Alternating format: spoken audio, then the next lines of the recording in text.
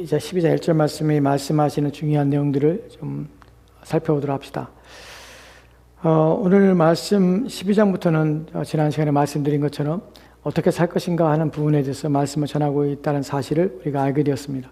12장부터 마지막 16장 그 뒤의 내용은 인사말과 내용들이 담겨져 있지만 그 내용들은 우리로 하여금 그리스도인으로서 어떠한 삶을 살아야 할지, 어떻게 우리의 삶을 살아야 할지 하는 부분들을 우리 가운데 말씀하고 있습니다.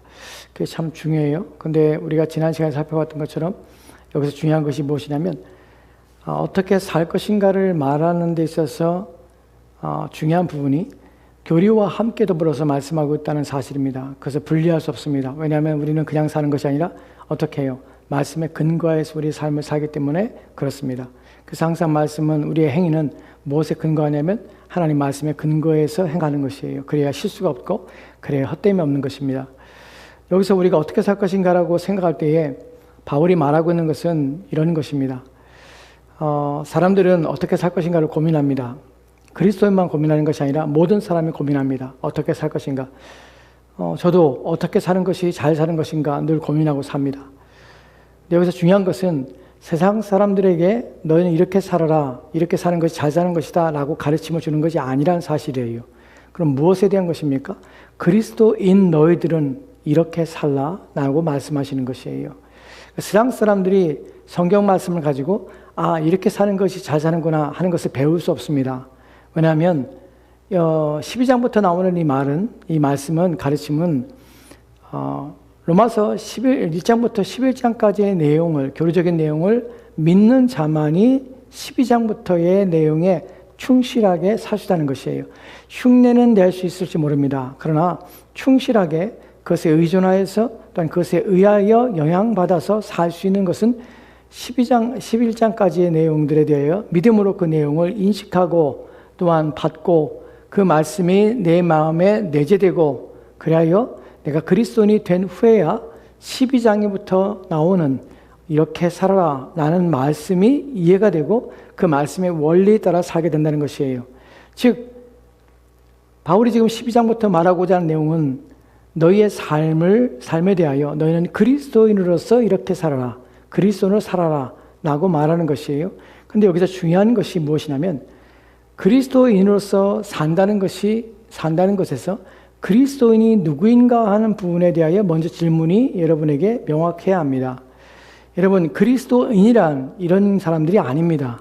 그리스도인이란 착하게 살기로 마음에 정하거나 결심한 사람들이 아닙니다. 그리스도인이란 착하게 살기로 마음에 정하고 결심한 사람이 아니라는 것입니다. 이 부분이 왜 중요한지 이후에 오늘 말씀을 통해서 증명하겠습니다. 그리스도인은 착하게 사는 사람이라고 사람들 생각합니다. 많은 그리스도인들 또한 그렇게 생각합니다. 그래서 착하게 사는 것, 그리스도인은 윤리적이고 도덕적이며 규범에 충실한 사람들이라는 이미지가 있습니다. 그러나 그리스도인이 그들의 본질적인 동기가 윤리적이고 도덕적이며 규범에 적합하고 순종하며 사는 사람이라는 원리 때문에 그리스도인이 그렇게 윤리적인 삶을 사는 것은 아니라는 사실입니다. 바울이 말하고자 하는 핵심은 이런 것입니다. 그리스도인은 누구인가? 그래서 그리스도인은 어떻게 왜 그렇게 살 수밖에 없는가 하는 부분에 대하여 바울은 그리스도인은 세상 사람들이 가지고 있는 가치관, 세상 사람이 가지고 있는 이치, 세상 사람이 가지고 있는 상식, 그 범위를 뛰어넘는 본질적으로 다른 존재라는 사실을 바울이 말하고 있습니다. 그래서 그리스도인은 단순히 착한 사람이 착한 삶을 살아야 됐다고 하는 결심과 또한 마음이 정해졌기 때문에 사는 것이 아니라 그들 안에 일어난 동기와 다른 목적에 의하여 그러한 삶을 살게 된다는 것이 바울이 말하고자 하는 중요한 핵심입니다. 이것이 오늘 우리가 알고자 하는 참된 성화의 특징들입니다. 왜 성화는 어떻게 세상 사람들과 우리는 다른가 라는 부분이에요. 본질적인 부분에서 우리는 다릅니다. 여러분, 그리스도인은 그들의 행하는 윤리와 도덕과 또한 규범을 준수하며 지키는 모든 행위들은 겉으로 보기에는 세상 사람과 전혀 다르지 않은 것처럼 보입니다. 그러나 본질에 있어서는 이건 구별이 되고 또한 본질에 있어서는 전혀 다르다는 사실입니다. 어떤 의미에서 그런가 하면 그리스도인의 행위는 다른 사람들의 다른 윤리적인 개념과 또한 다른 윤리적인 체계 안에서의 행함과 분명히 본질적으로 명확하게 다르다는 사실입니다. 이 말씀을 다시 한번 말씀드립니다. 그리스도인의 행위는 다른 윤리 체계와 또한 윤리 체계를 통해서 행하고자 하는 모든 선함과 전혀 본질적으로 다르다는 사실을 바울이 말하고 있다는 사실입니다. 여기서 우리는 무엇을 하게 되냐면 그리스도인은 다른 본질적인 내재적인 내용 속에서 다르게 행동하는구나 라는 것을 알게 되는 것이에요. 이 부분을 명확하게 해야 여러분의 행위가 실수가 없습니다. 여러분, 그리스도인은 본질적으로 뭐가 다릅니까? 그리스도인은 첫 번째로는 수동성을 가집니다. 그리스도인은 그들의 모든 행위의 근거가 그들 내면에서 일어나게 되어진 일들을 통해서 그들의 행위가 나타나고 또한 그들의 행위가 일어나게 된다는 사실입니다. 그럼 그들 안에 무엇이 일어났습니까? 성령 하나님을 통해서 중생이라는 거듭남이라는 새로운 일들이 그들 안에서 일어나게 된 것입니다. 두 번째로는 그들의 본질적 속성이 변화되었습니다. 그래서 하나님의 사람이 된 것입니다. 그리스도가 행하시고 이루신 그 모든 것들이 그들 안에서 성취가 되어진 것입니다. 그래서 그리스도인은 이렇게 말할 수 있습니다. 그리스도의 행위의 근거는 수동성에 근거하는 것입니다. 수동성에 근거한다는 것은 무슨 말입니까? 그리스도인이 내면적으로 무엇인가를 착하게 살아야겠다는 삶의 행위를 만들어내서 이루어진 사건이 이루어진 행위들이 아니라는 사실입니다. 그럼 무엇입니까?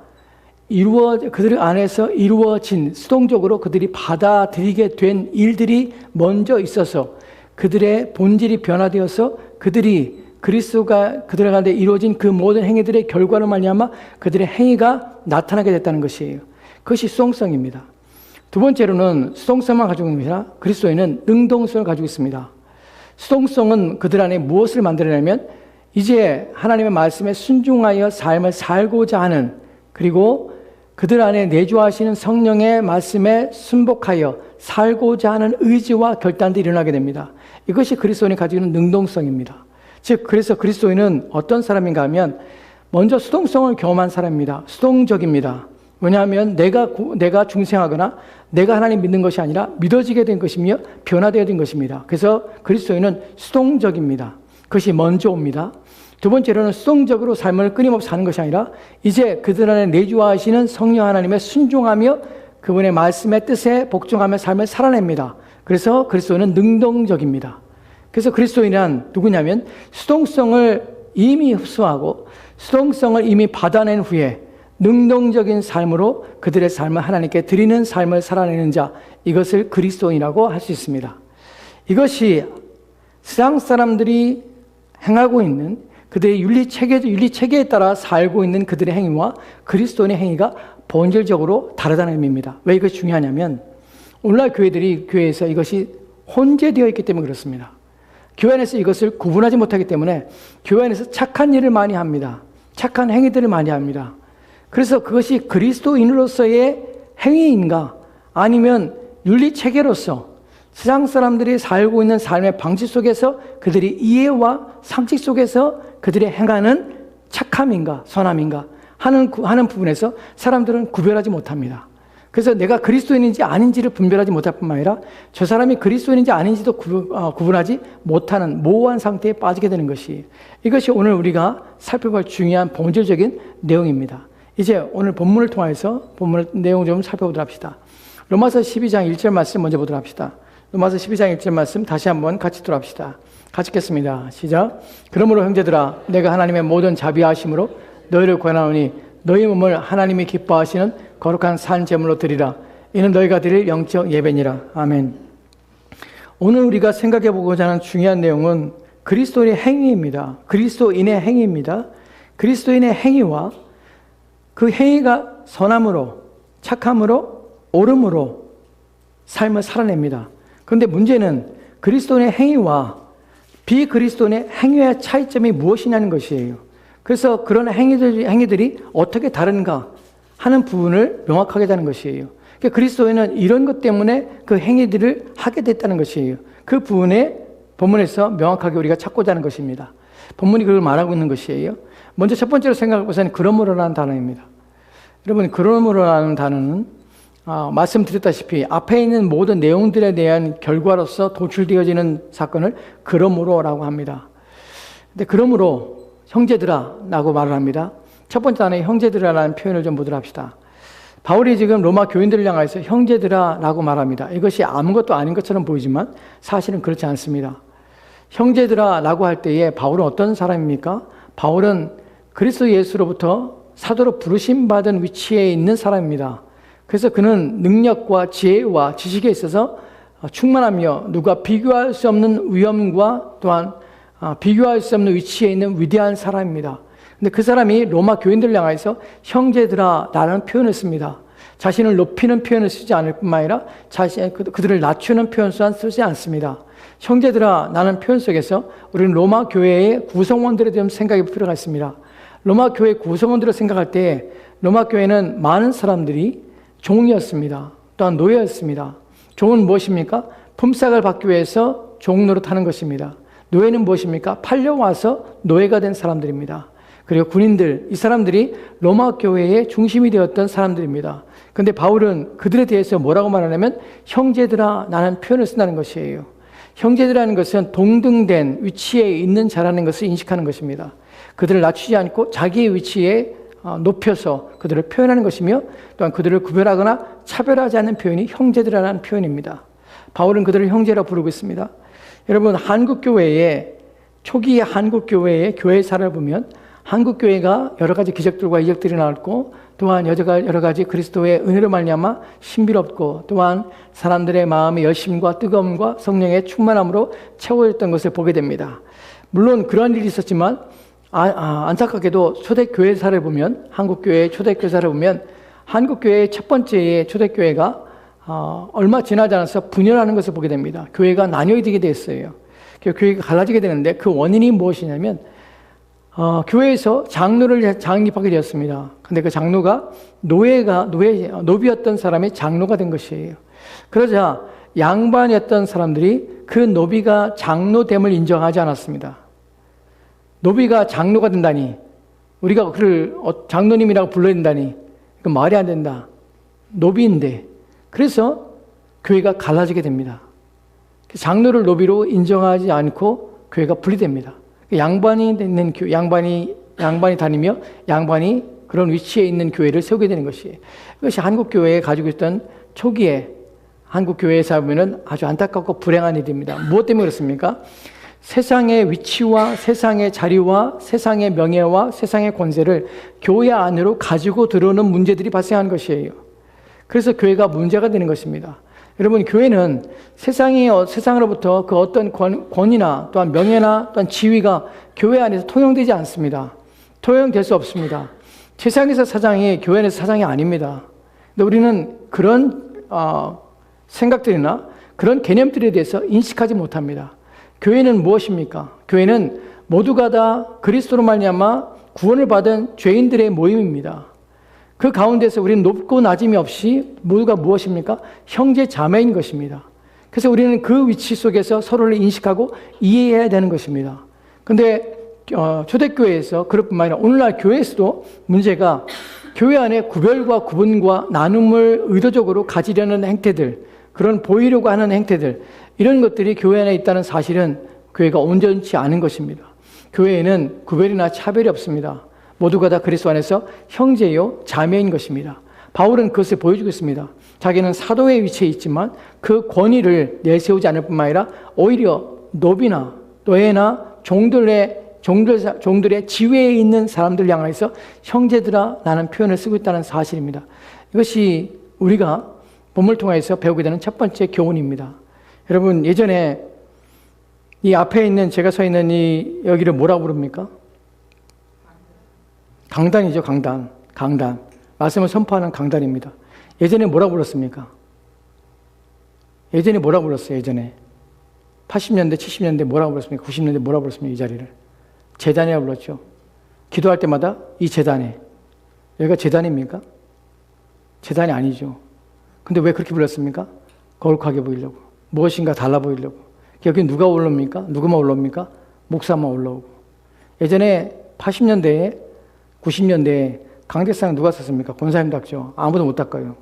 아무도 못 올라와. 예. 왜 그렇습니까? 그 구별하는 것이에요. 이런 짓을 해왔고 또한 그렇게 하는 교회도 있습니다. 지금도 그렇습니다. 왜 강단을 높입니까? 권위 있어 보이고. 강단을 높이는 이유는 여러분도 제가 높습니다. 여러분들 뒤에 있는 분도 잘 보이기 위해서 그렇습니다. 근데 높이는 권위를 세우고 높이기 위해서 그런 짓을 하면 안 된다는 것이에요. 교회는 모두가 다 직임이 하나님부터 주님으로부터 받은 직임을 가지고 있습니다. 우리는 동등됩니다. 그러나 그 직임에 있어서 권위를 인정해 주는 것이에요. 내가 권위가 있는 것이 아니라 그 직임이 권위가 있기 때문에 그 직임을 인정해 주는 것이지 우리 모두가 형제요 자매라는 사실입니다. 바울이 가르쳐 주는 것이 바로 이런 것입니다.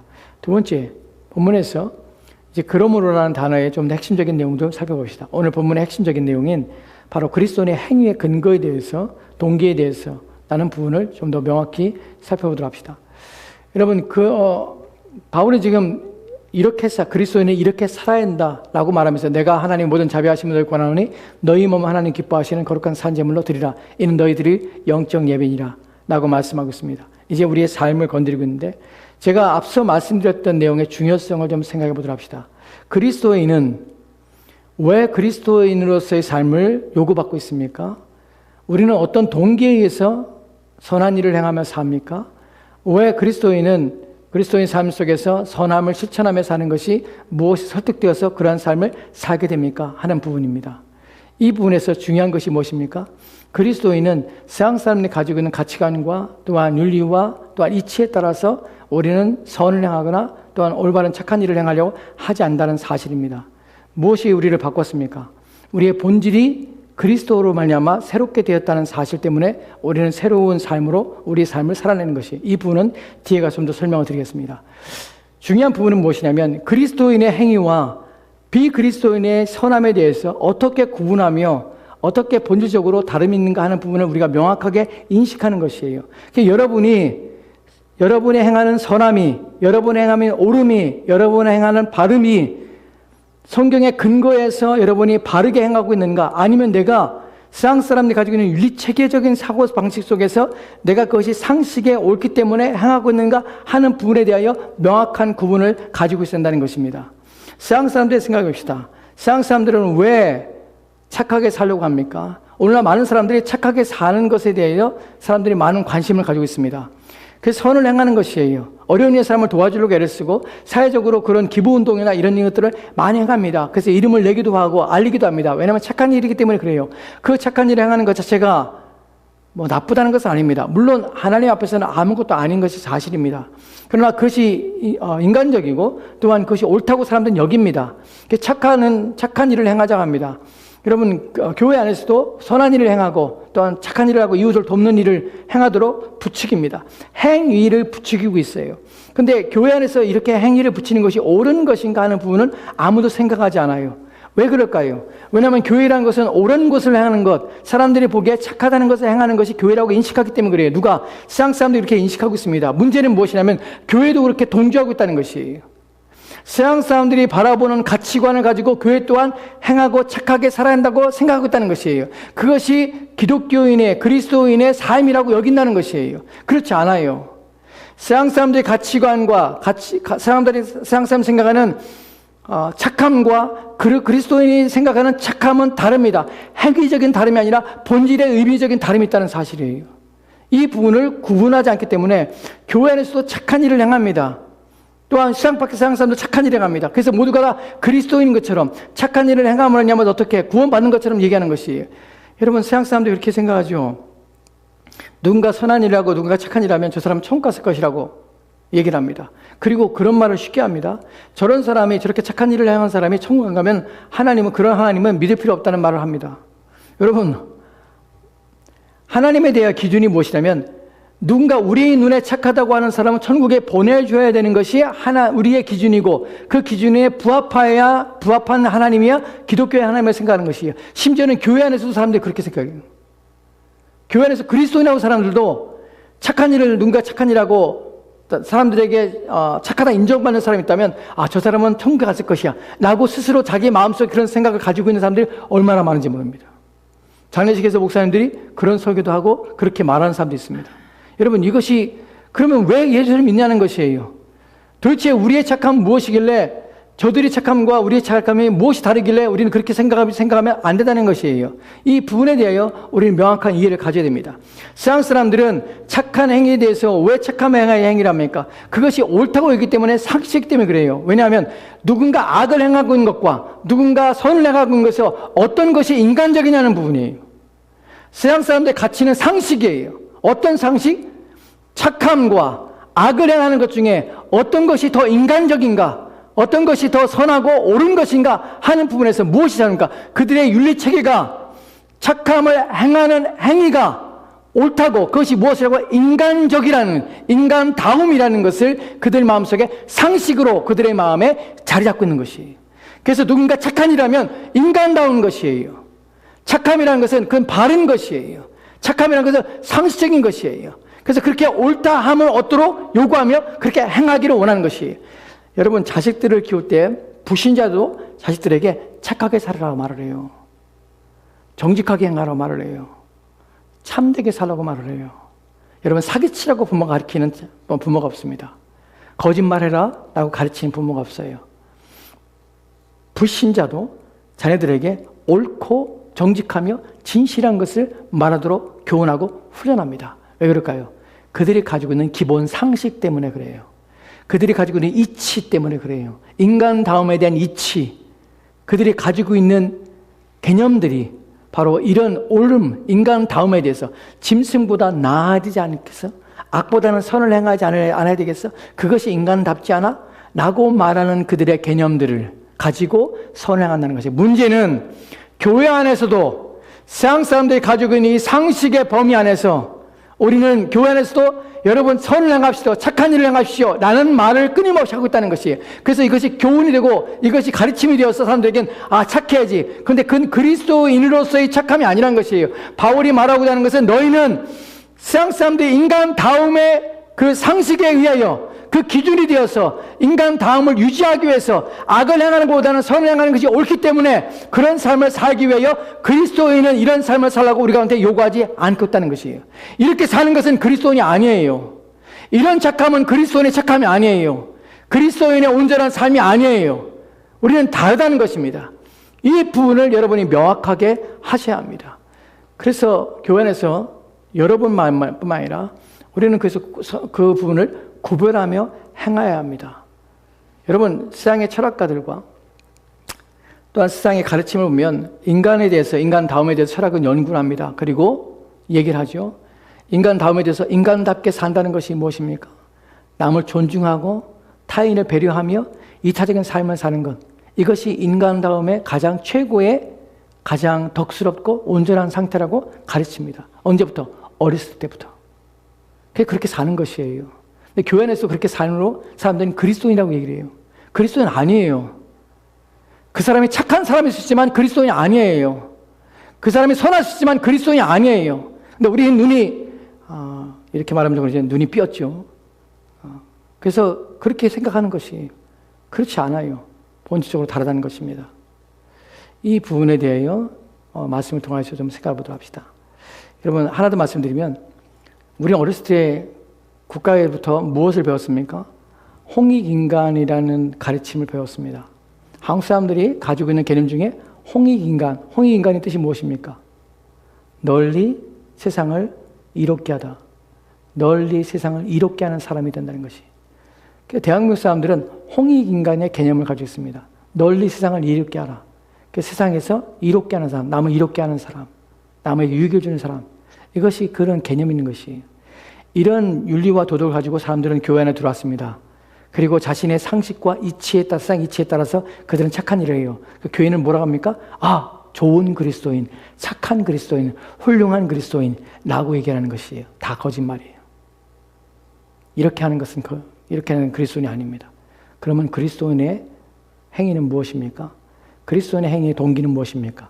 그리스도인은 무엇에 설득된 것입니까? 본문에서 말하고자 하는 것이 바로 그러므로라는 것이 그리스도인의 행위의 동기요. 또 그리스도인의 본질이 무엇인가, 그의 행위의 이유가 무엇인가 하는 것을 말씀해 주고 있는 것입니다. 그러므로라는 단어는 앞에 있는 내용들에 대한 이해가 있는 것입니다. 그렇기 때문에 그것이 이해되고 그것이 믿어진 사람만 그렇게 사셨다는 것이에요. 여기서 중요한 것은 로마서 1장 16절부터 11장까지의 내용 속에서 바울은 전체 속에서 그리스도인에 대해서 설명했습니다. 그리스도인이 어떤 사람인지 설명했습니다. 어떤 변화가 있었고 어떻게 새롭게 된 사람인지, 무엇을 요구받고 있는지, 어떻게 그들의 본질이 어떤 상태로 바뀌게 되는지 그것을 끊임없이 교리적으로 설명해 왔습니다. 그리고 그러므로 이제 이 모든 것이 너에게 이해가 됐고 이 모든 것을 너희가 믿게 되었고 이 모든 것을 너희 안에 가지게 되었다면 그러므로 이제 어떻게 그리스도인다운 삶을 살아 라고 말하는 것이에요.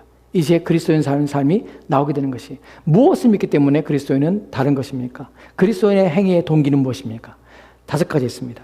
첫 번째 내용부터 합시다. 첫 번째는 무엇이냐면, 여러분, 그리스도인은 무엇을 믿는 사람이냐면, 무엇이 그들의 마음의 동기가 되고 그들의 마음속에 확신이 되고 믿고 변화된 사람이면, 그리스도인이라는 것은 첫 번째로 타락한 존재라는 사실을, 내가 타락한 존재의 사실을 믿는 것이에요. 로마서 1장 16절부터 11장까지 바울이 말하고 있는 핵심적인 중요한 내용이 무엇이냐면, 그리스도인은 누구인가? 그리스도인은 자신이 타락한 존재라는 사실을 믿는 것이에요. 그리스도인은 어떤 사람입니까? 우리는 하나님께서 타락한 존재로 지음받은 것이 아니라 하나님 형상대로 지음받은 존재입니다. 그런데 하나님 형상대로 지음받은 존재로서 우리는 아름다운 존재였지만 우리는 범죄와 말미암아서 하나님부터 분리됐을 뿐만 아니라 우리는 그런 말미암아 타락하여서 우리는 악한 존재가 된 상태, 지금의 이 상태가 된 이유가 무엇이냐면 우리가 하나님부터 타락함으로 말미암아서 범죄하여서 하나님과 분리된 상태에서 우리의 지금의 상태가 있다는 것을 인정하는 상태, 인정하는 사람, 그것을 믿는 사람이 그리스도인입니다. 이 부분에 대해서 로마서 1장 21절 말씀이 이렇게 기록된 것을 보게 됩니다. 같이 돌아봅시다. 시작. 하나님 알되 하나님을 영화롭게도 아니하며 감사하지도 아니하고 오히려 그 생각이 허망하여지며 미련한 마음이 어두워졌나니. 아멘. 본문에 보면 하나님을 알되 하나님을 영화롭게도 아니하며 감사하지도 아니하고, 우리가 로마서 1장 18절부터 쭉 나눈 내용 속에 뭐라고 합니까? 하나님께서 만물 가운데 그의 능력과 신성과 보이지 않는 것들을 거기에 나타냈지만 사람들은 그것을 믿지 아니하고 불신하고 있습니다. 그것이 누구냐면 인간인 것이에요. 하나님을 알되 하나님을 영화롭게도 아니하며 감사하지도 아니하고 오히려 그 생각이 허망해지며 미련한 마음이 어두워졌네. 누가? 내가 그렇다는 것이에요. 그리스도인은 무엇이냐면 나는 이런 상태에 있는 것을 인정하는 것이에요. 이것이 나라는 것을 인정하는 것이에요. 그래서 나에게는 선한 것이 하나 없다는 사실을 인정하는 것이에요. 행위의 동기가 무엇이냐면 나에게 있는 것이 아니라는 사실을 인정하는 것이에요. 내가 무엇인가를 결심해서 그리스도인은 착한 삶을 살기로 마음에 결심한 사람이 아니에요.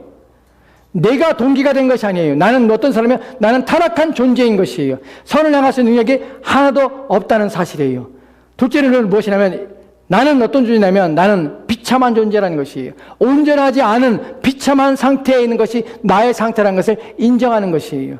로마서 1장 32절 말씀은 이렇게 기록되었습니다. 로마서 1장 32절 말씀 같이 들어갑시다. 시작. 그들이 이같이 일을 하는 자는 사형에 해당한다고 하나님께서 정하시 말고도 자기들만 행할 뿐 아니라 또한 그런 일을 행하는 자들을 옳다 하느니라. 아멘.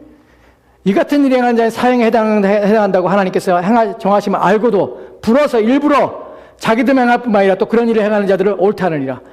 우리는 온전하지 않을 뿐만 아니라 또한 비참한 상태에서 무엇을 합니까? 날마다 행할 수 있는 것이 죄악을 행하는 것이 우리가 할 수 있는 유일한 사실을 인식하는 자인 것이에요.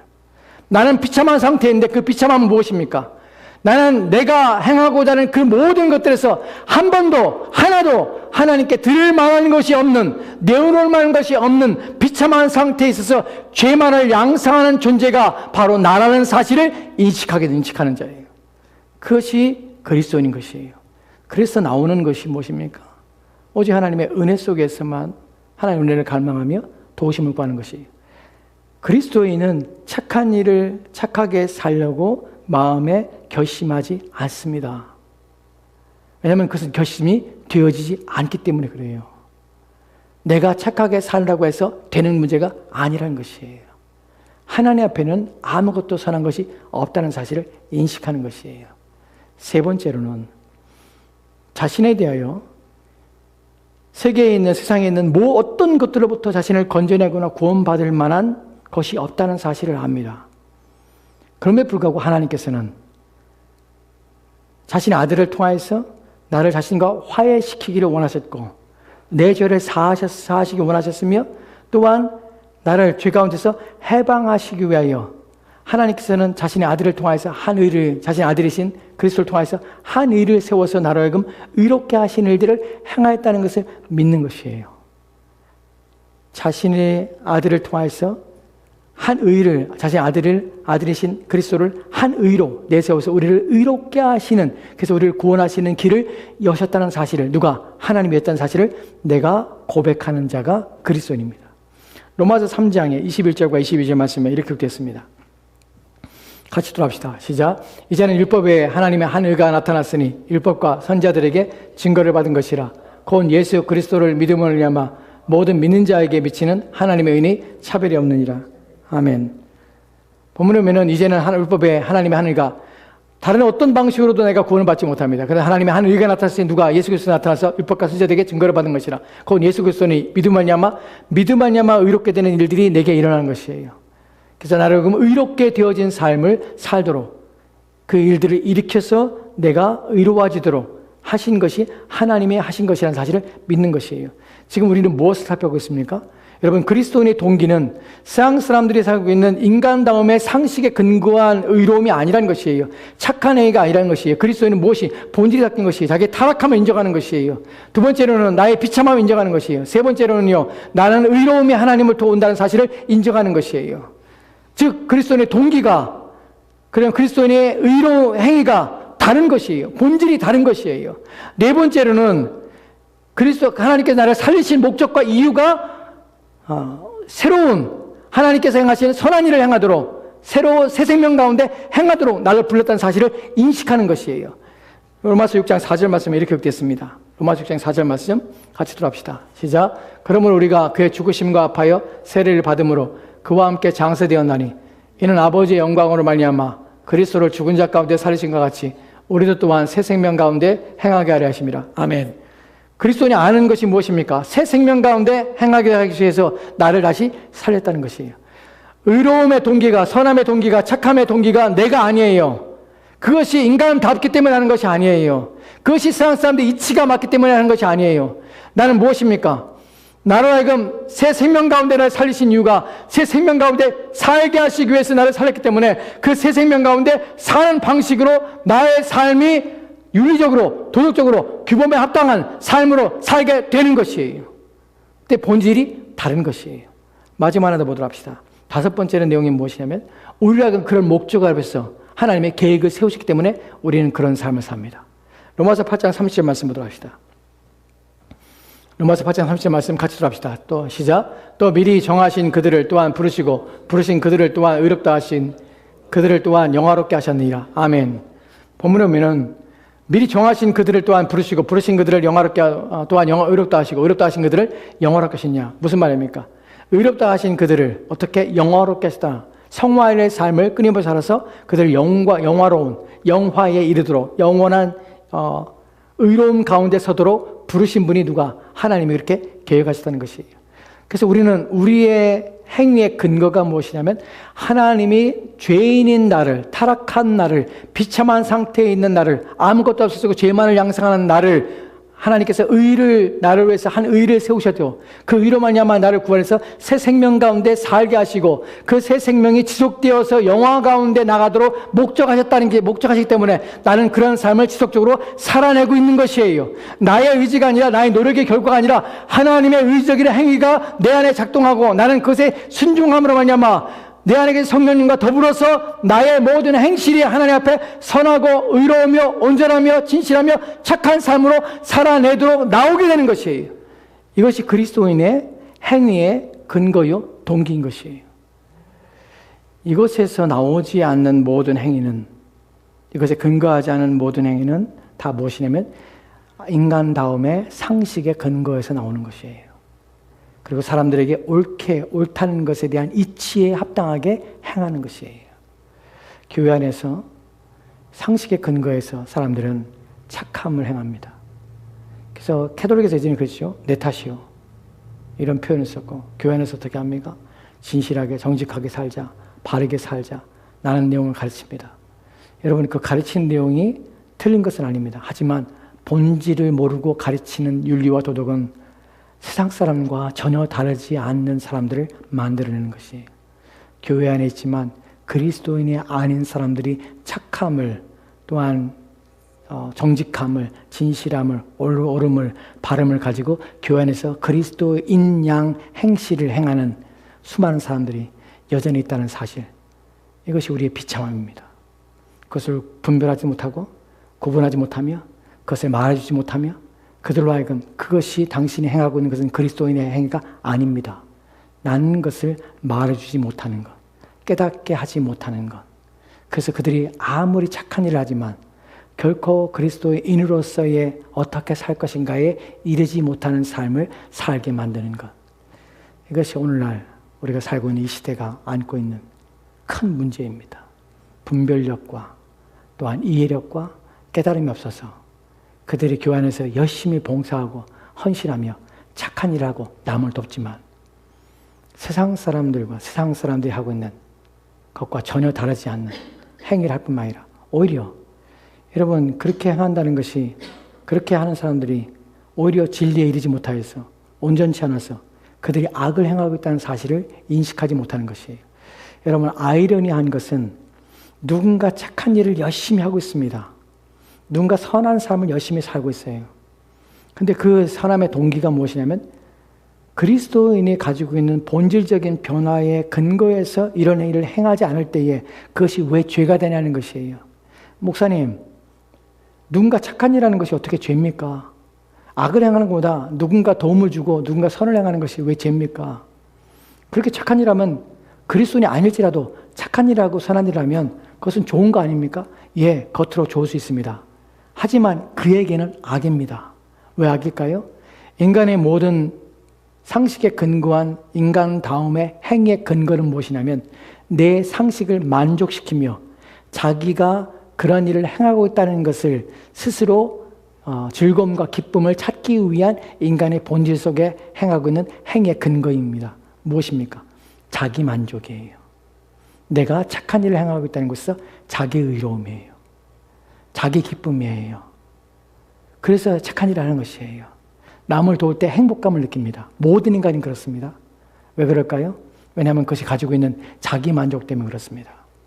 자기를 위해 행하기 때문에 이것은 하나님께 돌려야 될 영광이 아니라 자기 만족, 자기 기쁨, 자기 즐거움을, 자기 쾌락, 그것을 추구하기 때문에 그것은 죄인 것입니다. 이런 본질적인 내용을 따지고 살펴서 죄를 짓지 않도록 끊임없이 경각심을 갖게 하고 깨어서 바르게 행하고 그들이 행하는 이유와 내용을 분석하게 하고 그래서 하나님 앞에 온전히 행하여서 그들이 행하는 모든 선이 하나님께서 받으실 만한 아름다운 구원의 목적에 부합한 행위가 되도록 만들어야 될 책임이 목사에게 있고 또한 그것을 행하는 여러분에 있다는 사실을 기억하십시오. 그래서 여러분들은 어떻게 해요? 그리스도인으로서 어떻게 살 것인가? 그리스도인으로서 무엇이 동기가 되어 삶을 살아낼 것인가? 하는 부분을 끊임없이 고민하셔야 됩니다. 그리고 내가 그리스도인으로 행하고 있는가? 아니면 인간다움이라는 상식의 근거에서 착한 일을 하고 있는 것인가? 남에게 보이기 위해 사는가? 내 만족인가? 아니면 하나님의 영광을 위하여 하는 것인가? 내게는 내가 하는 행위가 열매로서 내게 없다 할지라도 나는 만족할 수 있는가? 내가 행하고 있는 행위가 내게 아무런 것도 보답하지 않아도 나는 기뻐할 수 있는가? 왜요? 나의 기쁨은 누구에 있기 때문에 하나님께 있다면 그 열매가 내게 돌아오지 않아도 그 보상이 내게 돌아오지 않아도 나는 기뻐할 수 있습니다. 왜냐하면 나는 하나님이 기뻐하신 것을 기뻐하기 때문에 내 기쁨은 다른 곳에 있는 것이에요. 그 행위의 보답이 나의 기쁨이 아니라 내가 하는 행위를 기뻐하시는 하나님의 기쁨이 나의 기쁨인 것이에요. 이것이 그리스도인의 행위와 그리스도인의 삶의 이유와 또한 그리스도인이 살아가는 삶의 방식인 것입니다. 부디 저와 여러분이 이러한 삶을 사시기를, 이러한 삶을 애쓰시기를 부탁드립니다. 기도하도록 합시다.